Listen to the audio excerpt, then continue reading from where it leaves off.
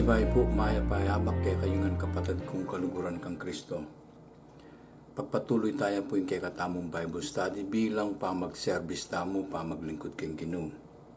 Kaya pong tauli, doon po sa huli, ay marami po tayong napag-usapan tungkol sa banal na espiritu na siyang responsible sa ating hagiasmos dahil umakyat na po sa langit ang ating Panginoong Jesucristo at siya yung pangako ng Ama sa atin na ipagkakaloob sa atin at maninirahan sa atin at siya ay patuloy na nandoon sa atin.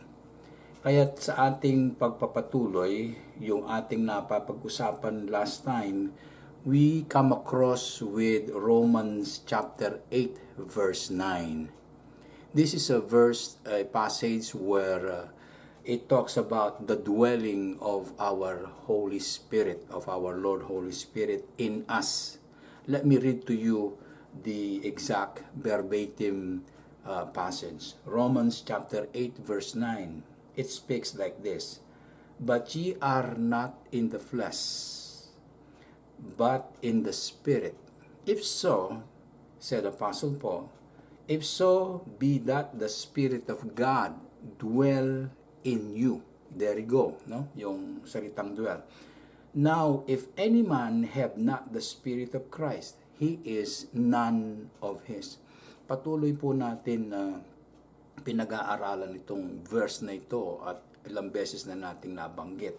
Ngayon, gusto na naman ng ating Panginoong Diyos ay buklatin sa atin muli ang mga salita niya, no? Nabanggit yung salitang dwell. Alam po ninyo mga kapatid, in the Greek language, ang dwell po ay oikio, which means fixed in place permanently.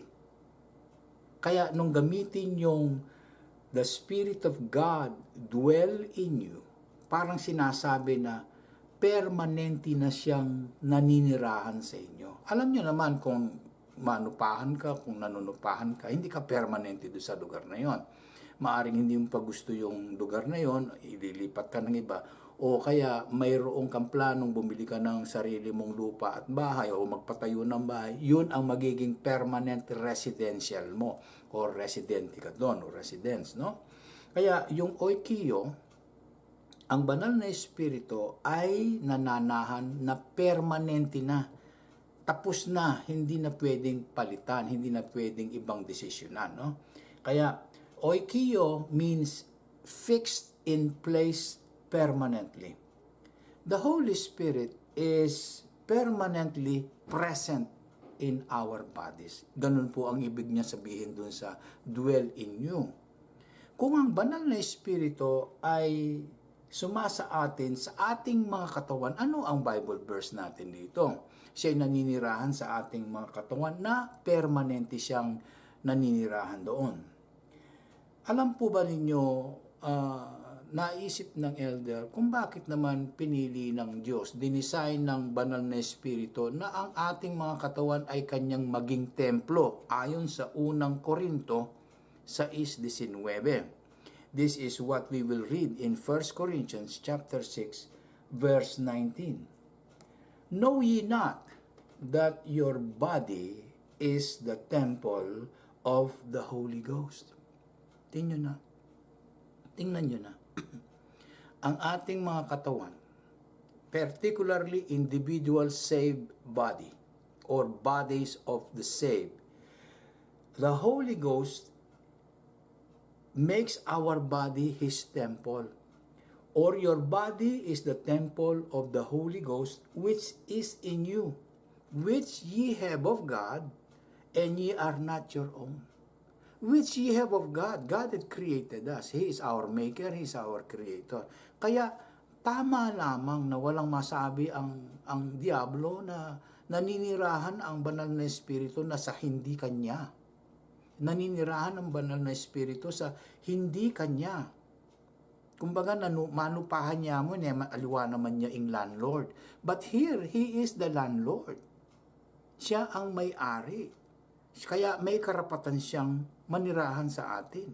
Kapag ikaw ay linigtas na niya, siya ay magdudwell sa iyo, mayroon siyang right. Kasi alam niyo mga kapatid, ang Panginoong Diyos lahat ng aspect tiningnan niya para hindi siya mapintasan, hindi siya ma-argued, hindi siya ma-refuted. Now, which ye have of God. Of God means God possess us. He is our Lord. Siya yung may-ari sa atin. Siya yung may pag-aari niya. He possess us. Nasa Kanya tayo. And ye are not your own. Hindi naman natin mai-create ang sarili natin. I'm trying to go deep, mga kapatid. No?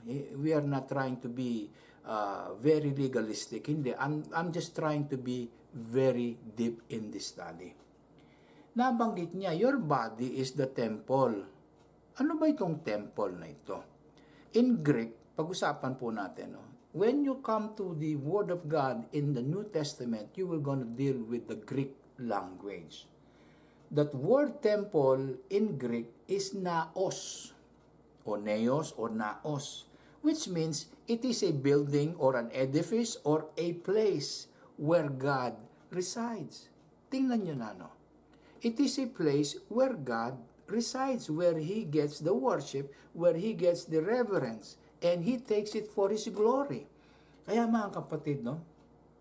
This is the reason why the Holy Spirit designed our bodies or man's bodies for a purpose, a future purpose to be His dwelling place, to be His dwelling body, or to be His dwelling edifice or building.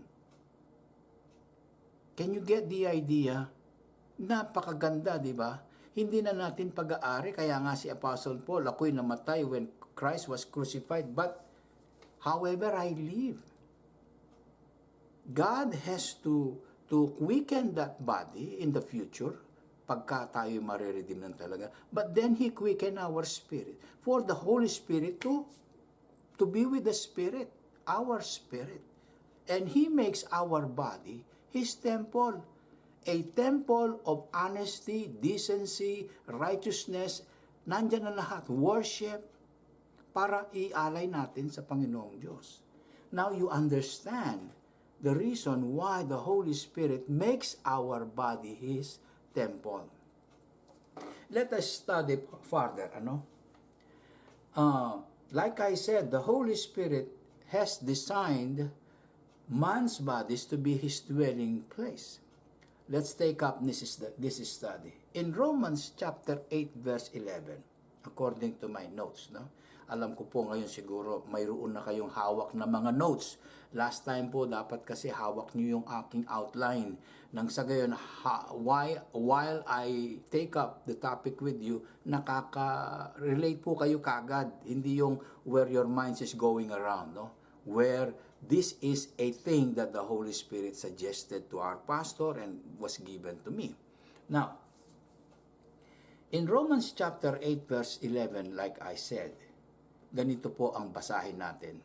Pick up your Bible. But if the Spirit of Him that raised up Jesus from the dead dwell in you, if the Holy Spirit of our Lord Jesus Christ that raised up Jesus from the dead dwell in you, He that raised up Christ from the dead shall also quicken your mortal bodies by His Spirit that dwelleth in you. Again, you will find the word dwell here in the Greek dwelleth. Now, sinasabi ng ating apostol na kapatid na si Pablo, kung ang inyong espiritu na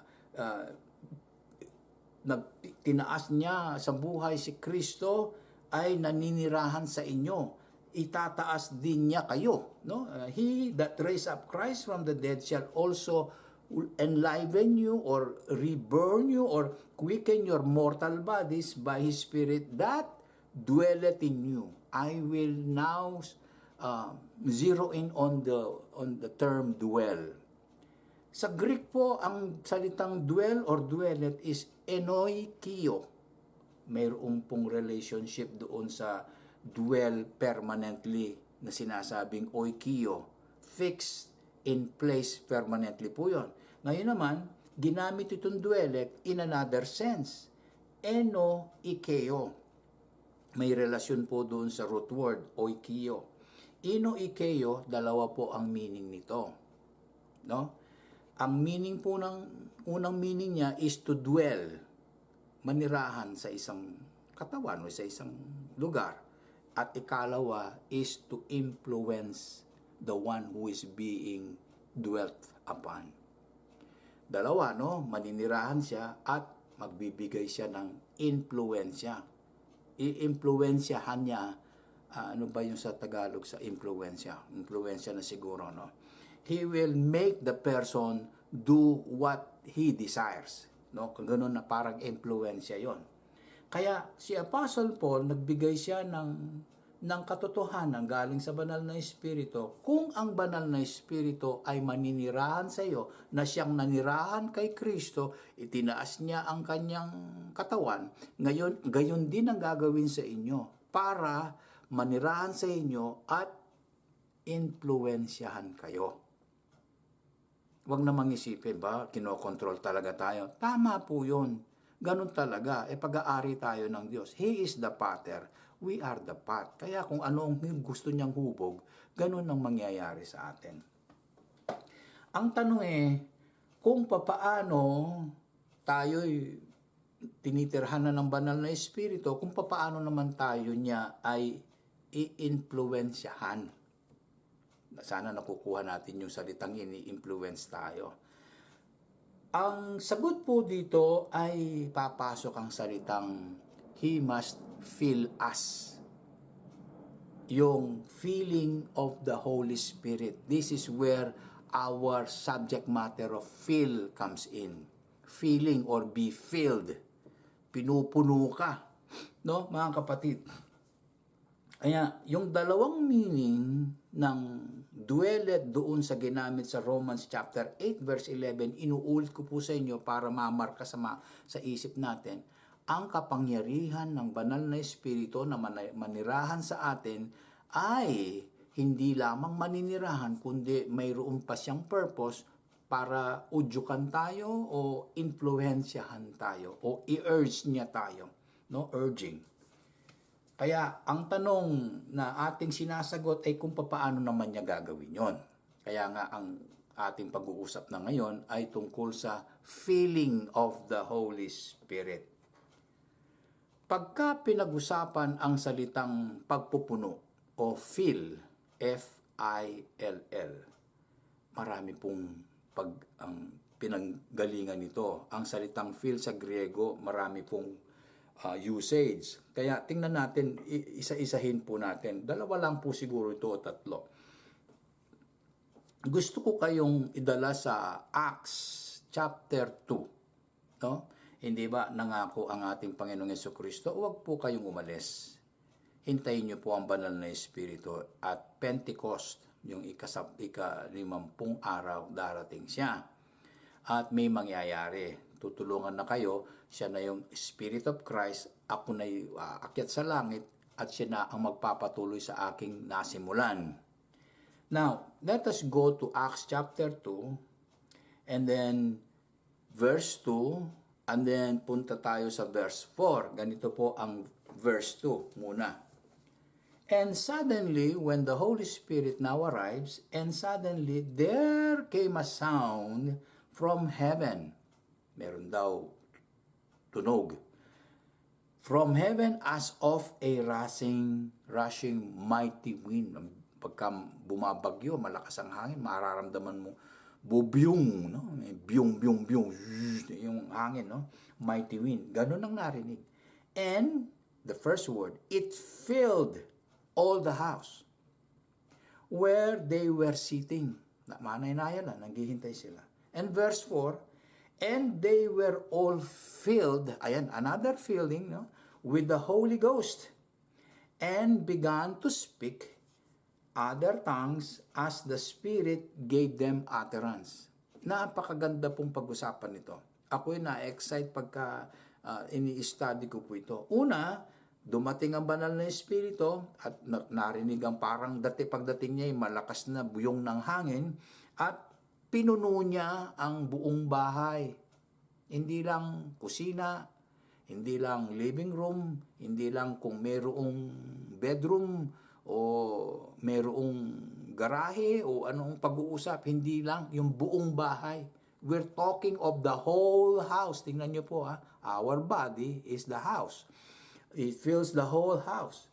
And verse 4, ang sabi niya, after that, the people in the house were all filled with the Holy Ghost. And what happened next?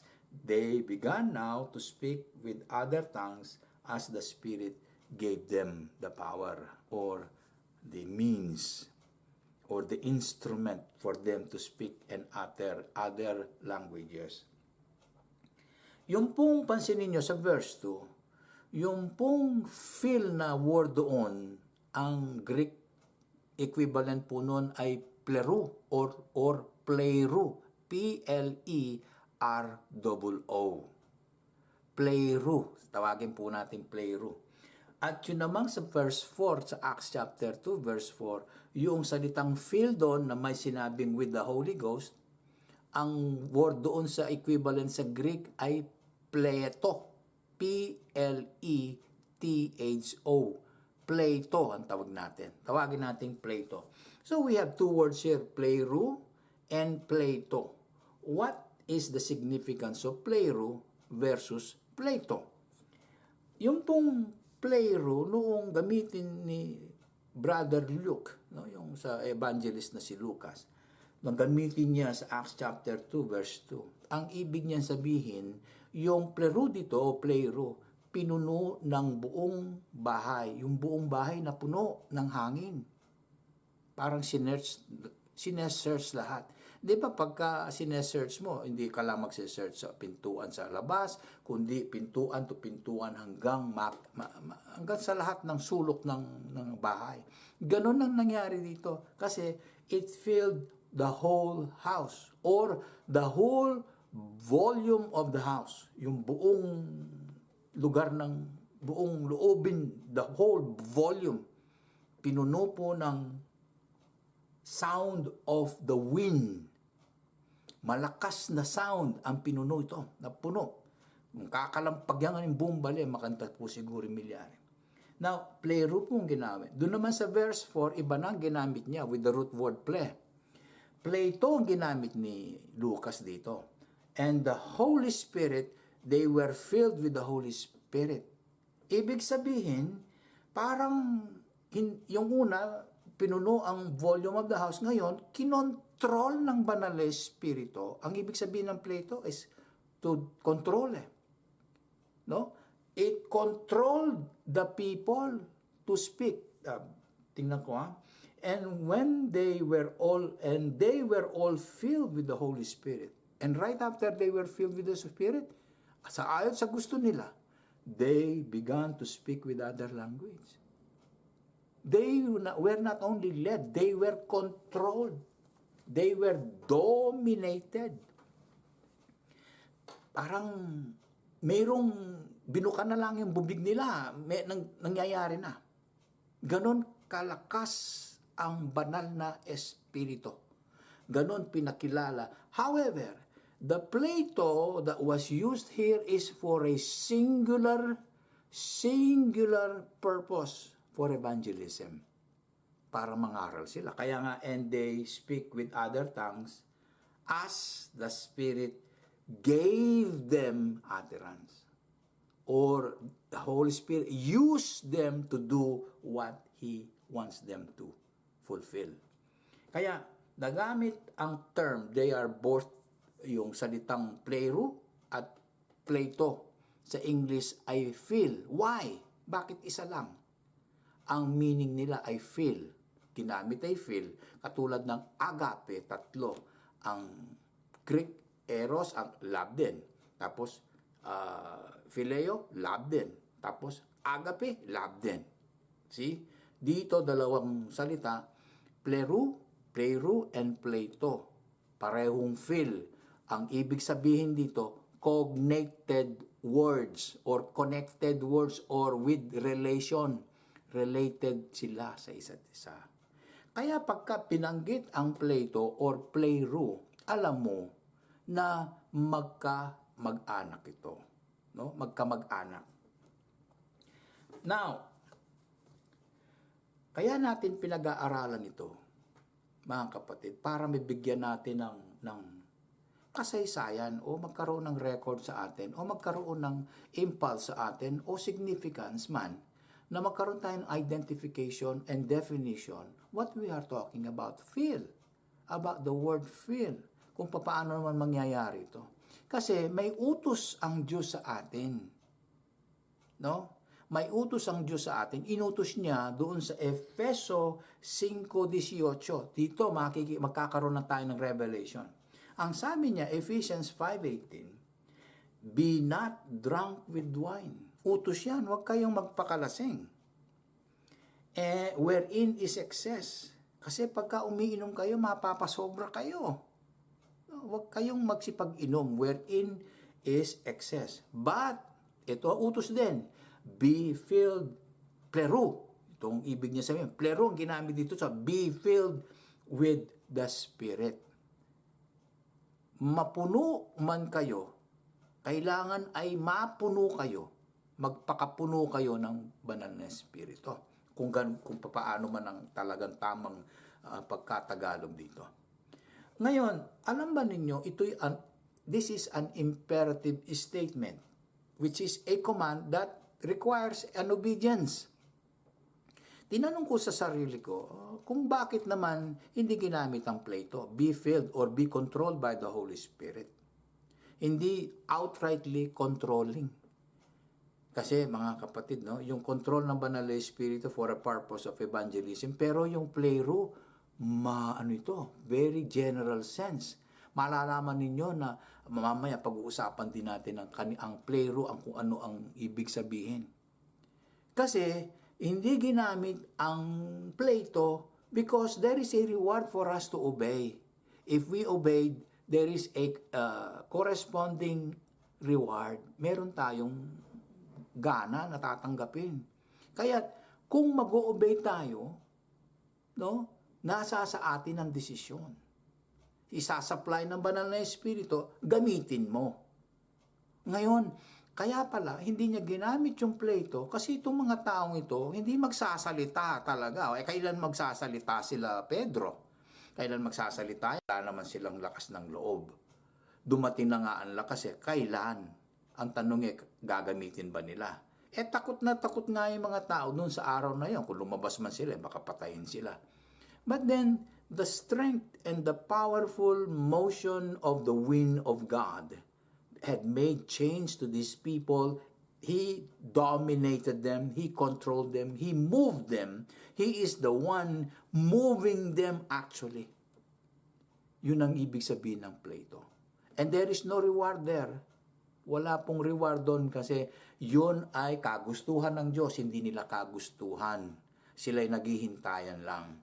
But here, mayroong ibig sabihin ito mga kapatid. Huwag kayong magpakalasing. Ibig niya sabihin, huwag niyong sayangin ang oras ninyo diyan. Ang atupagin ninyo ay ang banal na Espiritu. Napakaraming binigay niyang supply sa inyong pamumuhay, sa inyong sarili. Naninirahan na nga sa inyo, ay magagamit ninyo mga kasangkapan dinalagay niya sa inyong mga pamamahay. Maripot ang salikang balit, sapakan mo yung kasangkapan, lalon mumuita. Gamitan mo, Now, potang gamitan mo yung kasangkapan, pagka ginagamit mo yun, mayroong reward, di ba? Yung kasangkapan, bibigyan kanya ng facility, magiging madali na ang, kunwari, bumili ka ng chopper, ngayon, mangili kang sibuyas, kamatis, carrots, masakit pa mong gigilyan, then carrots, magluto kang spaghetti, ating kang carrots, ating kang sibuyas, ating kang celery. Kapit mo ang ketang datukanan, lagay mo lahat dun sa container na biniling mong chopper. Pag tinakpan mo yun, sinwits mo, pag inuan mo, in just few seconds, may nga pantay-pantay pa nga ang pagka-chop. Di ba may reward Ang reward sa inyo ay easy na. Mayroon ka ng ease, may convenience ka. Hindi ka, wala nang pagal, nakamagal. Hindi ka masusugat, may safety ka pa. So, ganun ang sinasabi ng Biblia. Be filled, plero, with the Spirit, hindi Plato. Yung tama, no? Magaling ang Panginoong Diyos. Meron kang will. Respect niya ang iyong choice. Kaya with every choice, kung ayaw mong makipag-fellowship, dyan ka. Yung reward mo, nandoon lang. Hindi na ibibigay sa'yo. Wala kang certificate. Hindi ka natatapos sa iyong pag-aaral. Parang nag-grade 1 ka, hanggang ngayon grade 1 ka. Yung iba, masipag, may garalisyon, penigaralan basta bisa lang mabiyasa. Nag-grade 6 sila, may certificate. Nag-college, nag-high school sila, may certificate. Nag-college sila, may certificate. Nag-master sila, may certificate. There is always a certificate of reward. Kaya nga, dito, sabi ni Apostle Paul, be not drunk with wine wherein is excess, but be filled, plero, with the Spirit. I hope if you have any more questions about this, if you still did not get it, please remind me and bring it up in our fellowship. Pag-usapan natin yung tatlong meaning ng plero. No, tatlong meaning ng plero. Yung Plato, isa lang no? Marami din siya pero isang package yan. Katulad ng plero, ang nakita ko sa plero, tatlo ang meaning. Pag-usapan natin. Alam ba ninyo, ang plero ay nangungusap tungkol sa ano ba ito? Let's say, ikaw ay iinom ng Coca-Cola. Nasa bote, di ba? Tingnan mo yung bote, kasugin mo, may bula, walang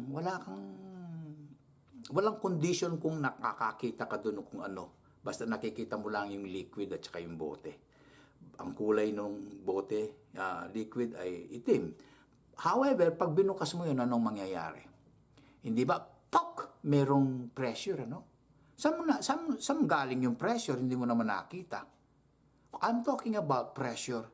Kasi ang plero ay may pressure na dalang kahulugan. Ito yung to supply something in you. May pressure parang merong lakas sa loob Tingnan mo na lang let's say pupunta ka ng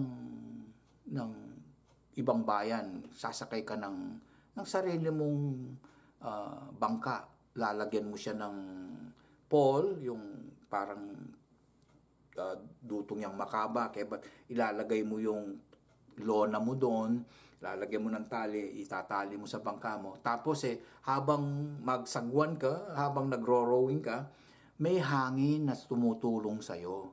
Papunta ka ganon, kung gusto mong pumunta, hanapin mo yung hangin bibublow niya yung kanyang lakas. Tapos, mabubuo ngayon yung sail mo. Tapos, yung bangka mo ngayon ay umuusad without doing any rowing anymore. Yun ang pressure. Yung lakas ng hangin, may pressure, binubuga, tinutulak kang ganyan, tinutulak ka. Ganun ang banal na Espiritu.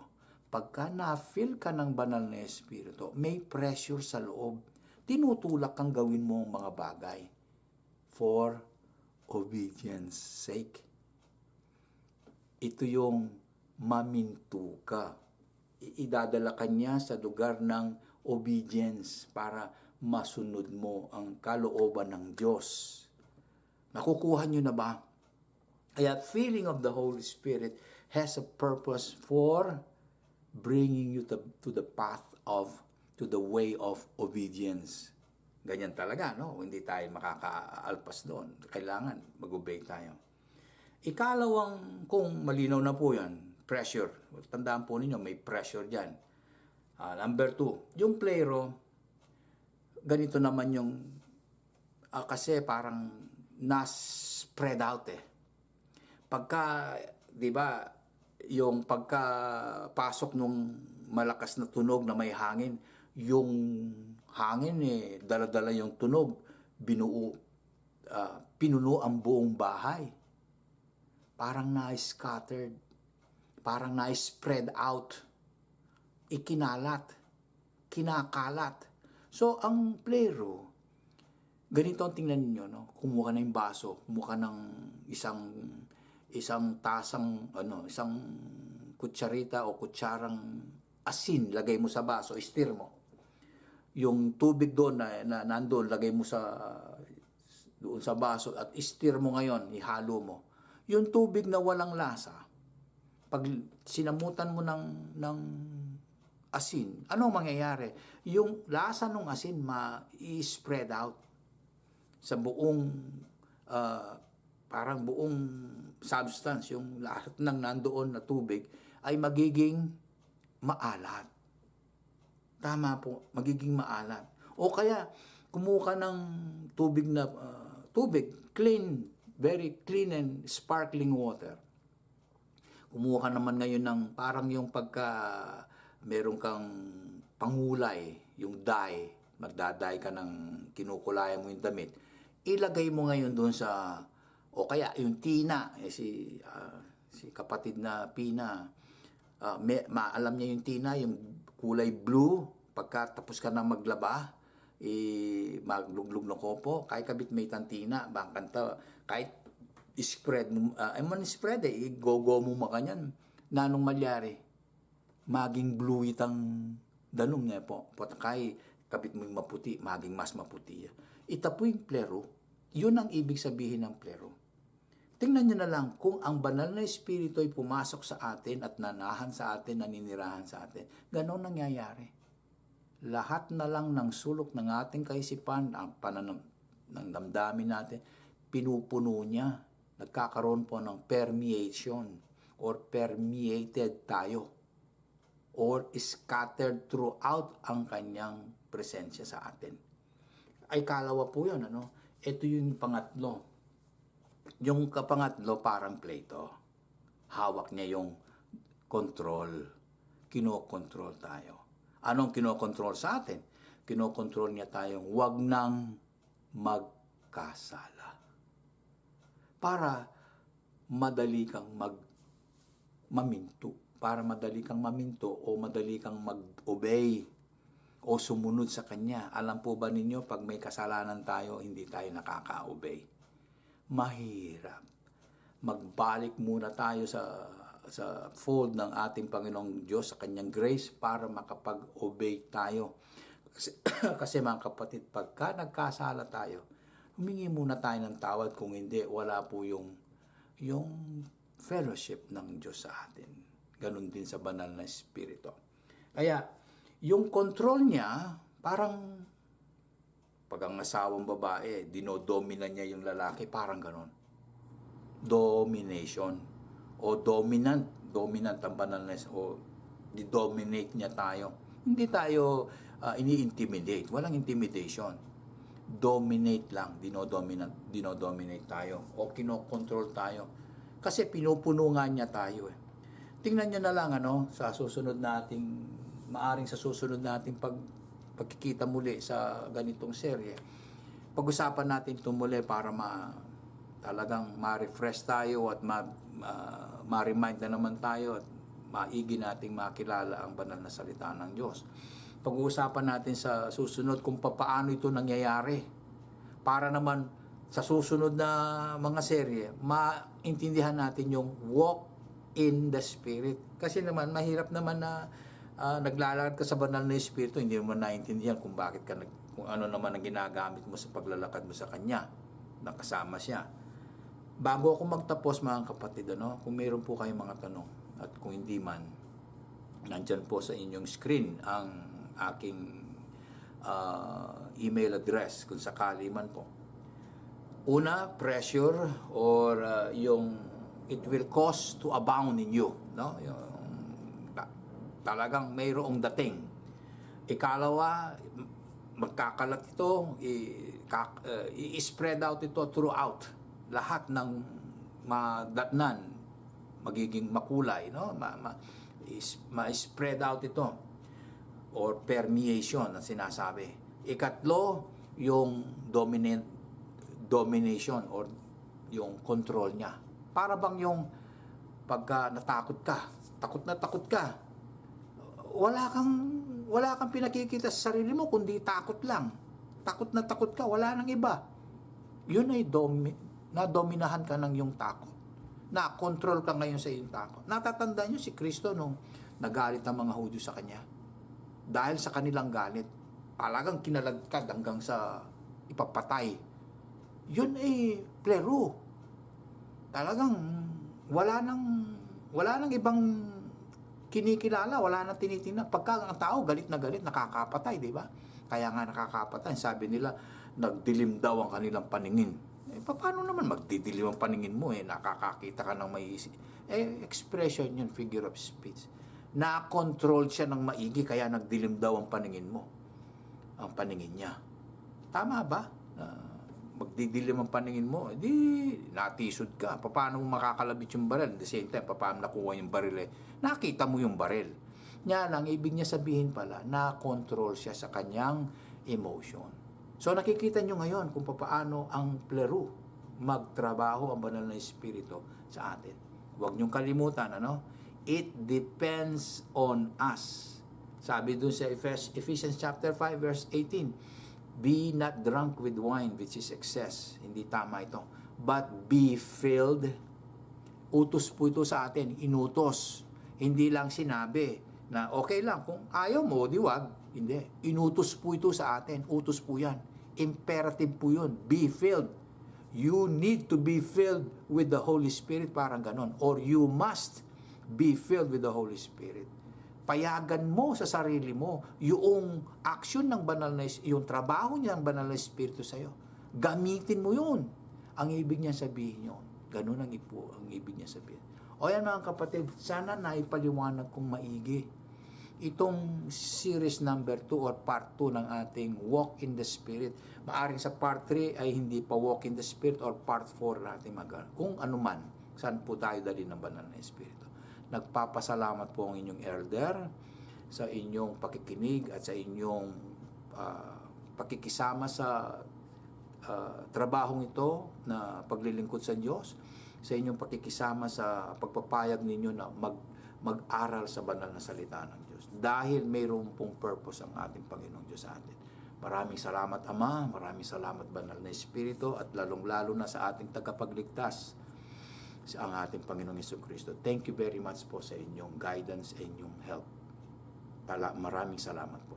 In Jesus' name, Amen. Amen. Have a good day and goodbye.